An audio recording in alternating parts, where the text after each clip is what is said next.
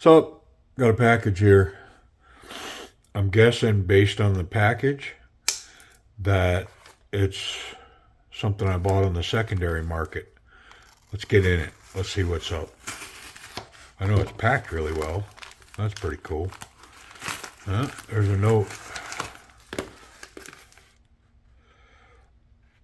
Okay. It says it's a KUBEY S35VN purple G10.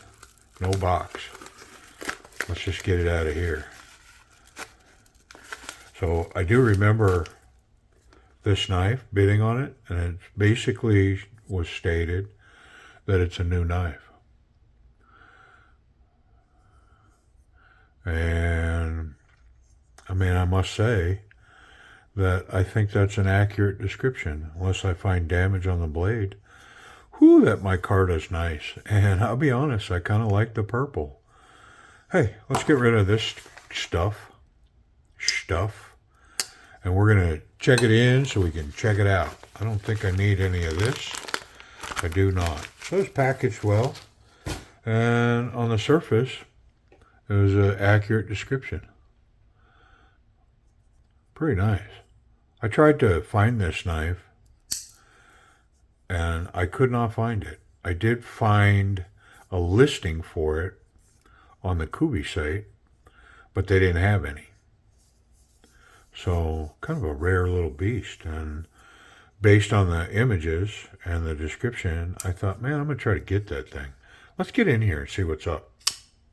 Okay. I don't have a Royale, so this is a Royale. And I dig the action. Pretty nice.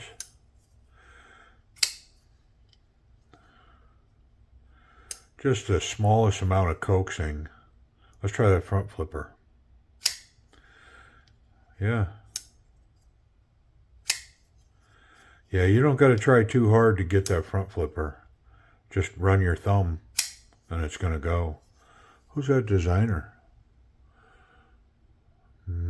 CM. Not sure. There's the S35VN. Yeah. Come on, man. I'm digging it.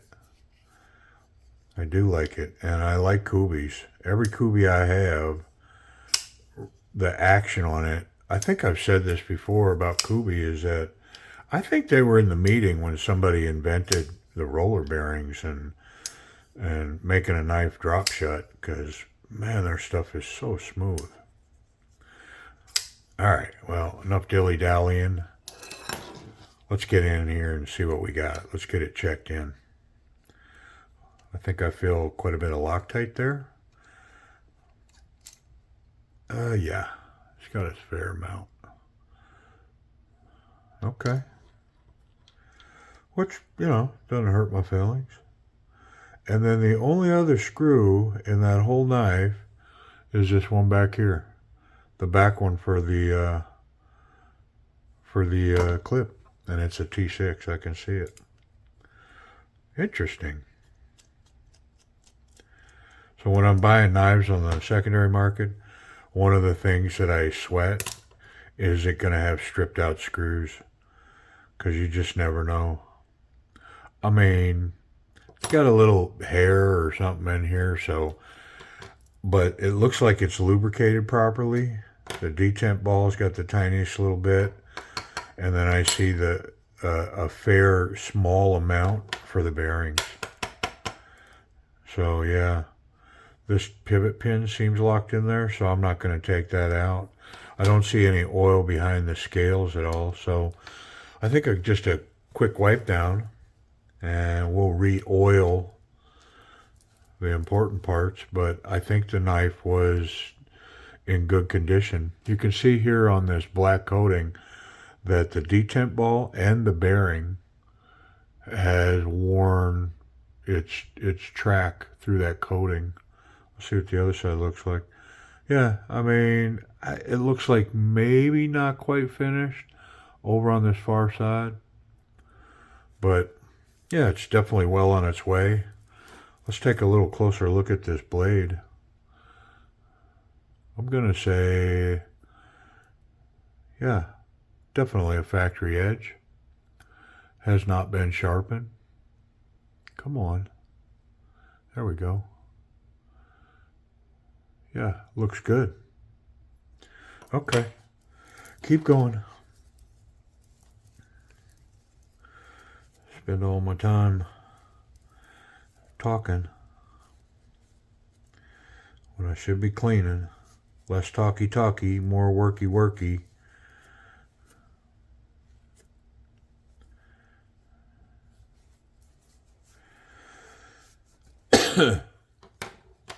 Oh man, I have been battling a ear infection or fungus in my ear and upper respiratory infection. And I don't know. I probably wait too long to get to the doctor, but I finally got after it. And hopefully, I'm on the mend. A little bit of modern chemistry, and said it's going to be a couple of days before I start feeling better. But wow, has it been beating me up? All right, let's get back together. But ain't no sickness going to keep me from dilly-dallying with my knives. Got to get my knife time in. Okay.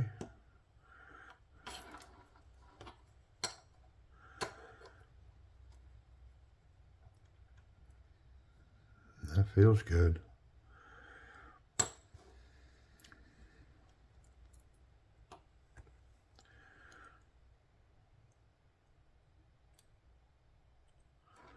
And I'm going to put just a dab on that detent ball. That's the way it was. So we'll match that up.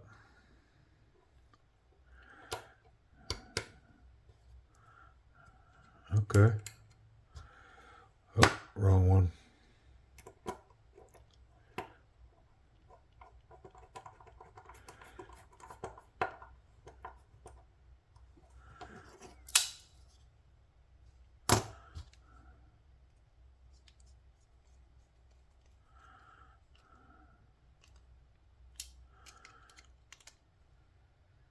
I mean, I didn't find any issues with this knife.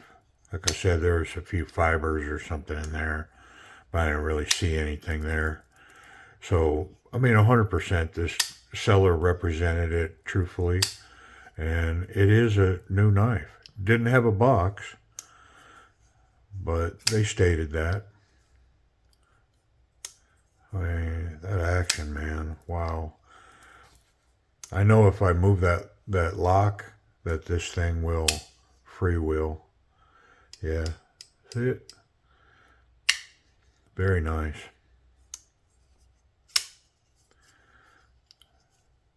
All right, let's get these tools and distractions out of the way.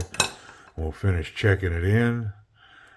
Actually, let's move on and check it out. So the action is just, I mean, you got 3 ways in. You got your thumb, you got your spidey flick, and then you got a front flipper. And they're all kind of mechanically sound. There's nothing special going on here to get that done. This ramp and this piece, it's got jimping all the way up over, well, at least to the pinnacle of the top. Yeah, there's actually one jimp right at the very top, just so you can catch it there. But then this is ramped properly, so you're really just kind of running your thumb right at that angle, just over the top. Bam. Yeah, pretty simple. Maybe you can reach over on this, but that's not my expertise. The thumb flick, simple. You tend to want to go down into that cutout, but I can get this knife way up there. So wherever I land with my thumb, I can get that open. And then the spidey flick, same thing. I think you tend to want to go deep because you get more leverage, but I think I could get this from the top, the very tippy top, or the bottom. Very nice. Yeah, great action. Let's talk about that grip.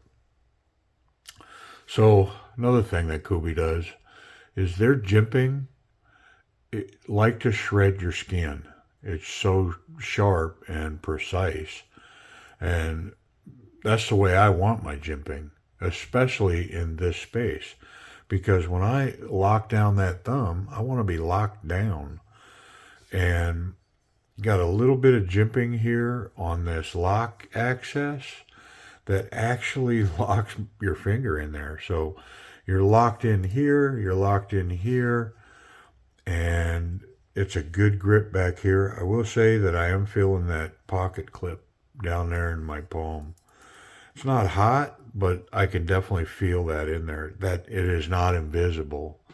You know that that's up in there. But I'm going to say this qualifies for self-defense, in my opinion, because this is definitely confident, leaning towards very confident. This is a very strong grip, and I don't see this coming, this grip being knocked off my hand anytime soon. So, yeah, I dig it. That pocket clip absolutely is reversible. That's surface mounted. It's not recessed in there, so could definitely pull these screws, flip it to the other side. So little left hand love, little looking out for the lefty. The lockup, 40 to 50%, very nice. No concerns about that lock. How about the pocket clip? Look at this. How cool is that? I think I called this slate. I think that's what that is. But, I mean, knife almost disappears right on them pants. I don't have any concerns about this pocket clip. I knew it. It's going to be tall enough here. You can't see nothing behind there now. It's like green screen. But that's going to be tall enough to catch any pants, even these thick pants. And then this thing's just going to run smooth. Woo! So with the thick pants, because it's not recessed, it is hanging up on the front of that clip. You're going to have to manipulate it to get it all the way in. Now, once it's in, very deep, can't see the knife exposed at all, just the pocket clip. Comes out smooth as butter. But yeah, going in on that thick material, it's catching on the front lip of that because it's not recessed. Should be fine on the thinner standard jean size material. Yeah, no worries there. So if you're just wearing standard pants, that'll work. And then me personally, I carry in this back pocket right around the corner. Yeah, one-handed. One-handed in, the knife disappears. One-handed out. Pretty nice. I like it. Great pocket clip. Little bit going on the thicker pants, though. It is catching on that front lip just a little bit. Safety. I wonder if this thing's been made properly. Yeah, I can't touch any blade there, and that tip is recessed way down in there, so there's no contacting there. So yeah, the pocket clip's cool. The tip is fine. The backspace is fine. There's no way to contact this blade with this knife in your pocket. Yeah, I like it. Sharpness. Is it sharp? I only got a little tiny piece of paper here, but if it's sharp, I should be able to prove it with this piece of paper.